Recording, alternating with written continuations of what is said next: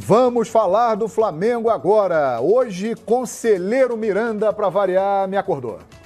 Gritando, bravo.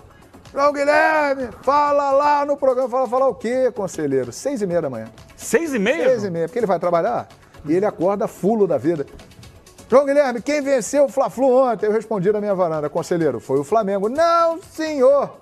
Quem venceu foi o Fluminense. Eu falei, você tá maluco, conselheiro? O Flamengo ganhou por 3-2. Nada, João Guilherme. Eles saíram comemorando. Com o time reserva, encararam o nosso time principal de frente. E eu fiquei pensando, pois é. Então vamos lá, pro Ninho do Urubu. Até porque parece que agora a história de time reserva vai ser pro lado do Flamengo. O Flamengo vai jogar com o time reserva quarta-feira. É isso, Ricardo Lai? Um abraço. Fala, João, um abraço a você, a todo mundo ligado no Expediente Futebol. O conselheiro Miranda, esse pensamento dele foi compartilhado também no vestiário do Flamengo, porque ontem houve bastante cobrança entre os jogadores, a comissão técnica, e até após o jogo, parecia que o Flamengo nem tinha vencido a partida, porque fez 3-0 e depois sofreu 2 gols, e a oscilação na intensidade, na concentração, foram fatores abordados pelos jogadores e também pelo técnico Abel Braga no jogo de ontem. E o Abel Braga falou o seguinte, em relação à possibilidade, que é muito forte, de time reserva, deve ser confirmada a partir do treinamento desta terça-feira.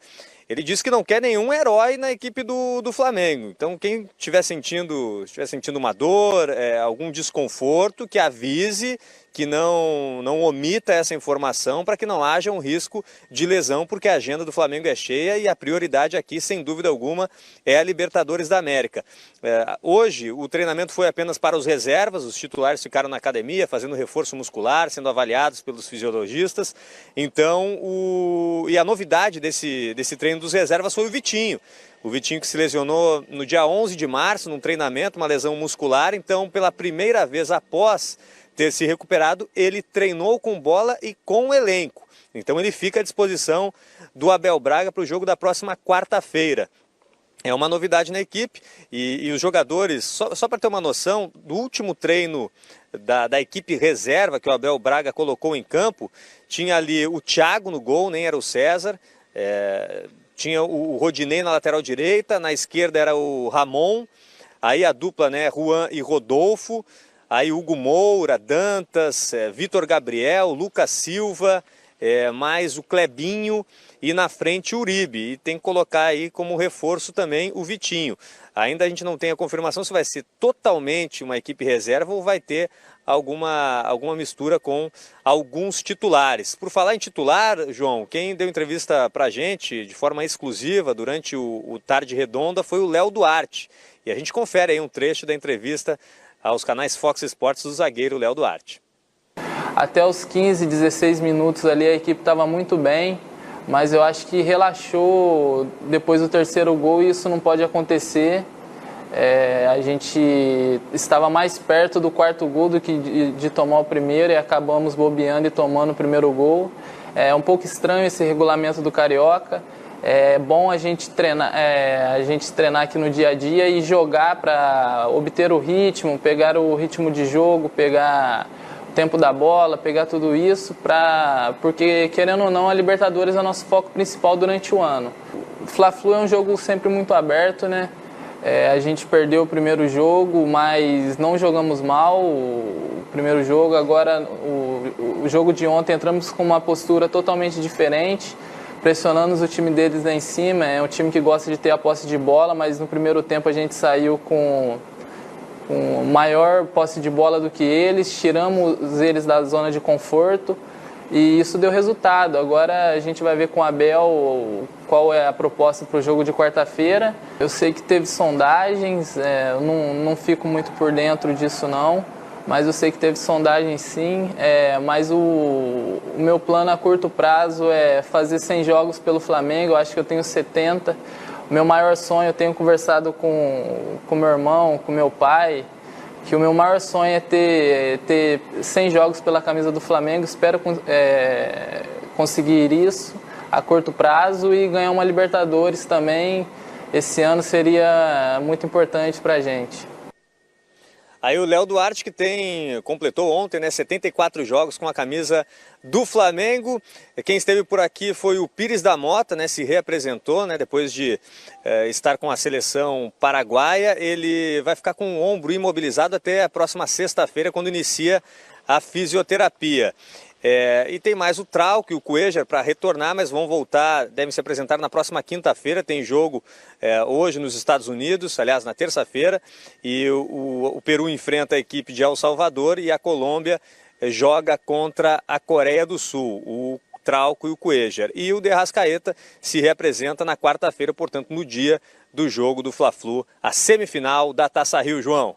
É verdade, e o Arrascaeta também, né, Ricardo Lai? Ele jogou hoje lá na Tailândia, contra a Tailândia, né? Ganhou a Copa da China com a seleção uruguaia, jogou o segundo tempo lá o Arrascaeta. Ou seja, caso o Flamengo chegue na decisão da Taça Rio domingo, esses jogadores todos que você citou aí estarão à disposição. Então ainda não há uma definição do Abel se é um time totalmente reserva ou um time misturado, digamos assim, né?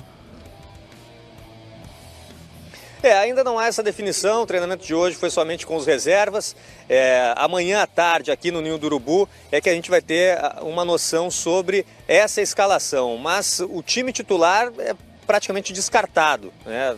A gente não descarta porque pode haver alguma mudança, mas o técnico Abel Braga já deixou bem claro na entrevista coletiva ontem. Então a tendência é que o Flamengo vá com time reserva ou misto, até porque a equipe já está garantida na semifinal do Campeonato Carioca. Não vai interferir no futuro do campeonato, o futuro do Flamengo, a disputa do título, a Taça Rio, mesmo que seja eliminado deste segundo turno. Perfeitamente. Lai, muito obrigado, hein, pela sua participação aí direto de Vargem Grande, Ninho do Urubu. Até a próxima, hein? É bom esse profissional, hein? Abraço, Ricardo Lai. Fica com Deus, boa volta. Gravando ao vivo, estamos aqui sempre, ô João. Isso aí, boa volta, boa viagem, hein? Lá para as 9 da noite você chega aqui, porque o Ninho do Urubu é longe a beça. O fantástico regulamento do Campeonato Carioca, talvez o pior regulamento de estadual do Brasil, proporciona isso. O Flamengo provavelmente não terá o time considerado principal na quarta-feira. Não, o Fernando está certo, o que você falou está certo. Por quê, é o feitiço virando contra o feiticeiro, né? Porque você banaliza os jogos entre os grandes times, tira a importância deles, quando na verdade o interesse do regulamento é justamente promover o maior número possível de jogos entre os grandes. Exato. Eles fazem semifinal de primeiro turno, final de primeiro turno, semifinal de segundo turno, final de segundo turno, semifinal geral, final geral. Para quê? Para que aconteçam muitos jogos entre Flamengo, Vasco, Fluminense e Botafogo. Esse é o objetivo desse regulamento maluco do campeonato. Sei lá, para ter visibilidade, para ter audiência, seja o que for. Só que nesse objetivo, eles acabam desvalorizando, porque é tanto jogo que não vale nada no meio da história. E, ao mesmo tempo, a federação não tenta... não admite a possibilidade de abrir mão de data alguma. Tem que usar todas as datas disponíveis. Aí cria um outro monstrengo que é o seguinte: a gente tem um monte de data jogada fora aí. Quando chega a semifinal do campeonato, que aí vale muito, é jogo único.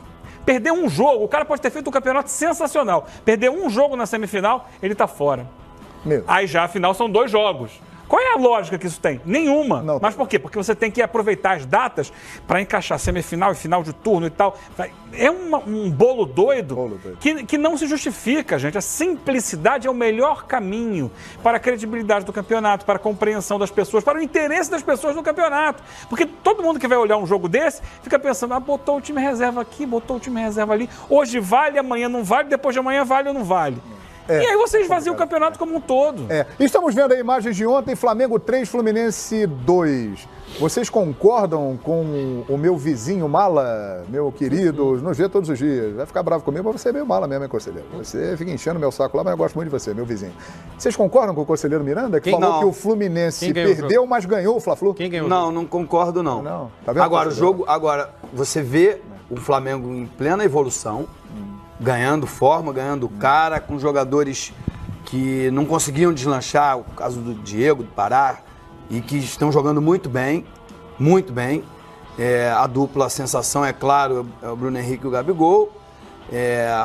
Enfim, o Flamengo num todo tá jogando bem. Agora, você vê do outro lado do Fluminense, você bota um time completamente alternativo, sem sem jogadores de expressão, a não ser o Paulo Henrique Ganso, e a forma de jogar, a forma de atuar é muito boa.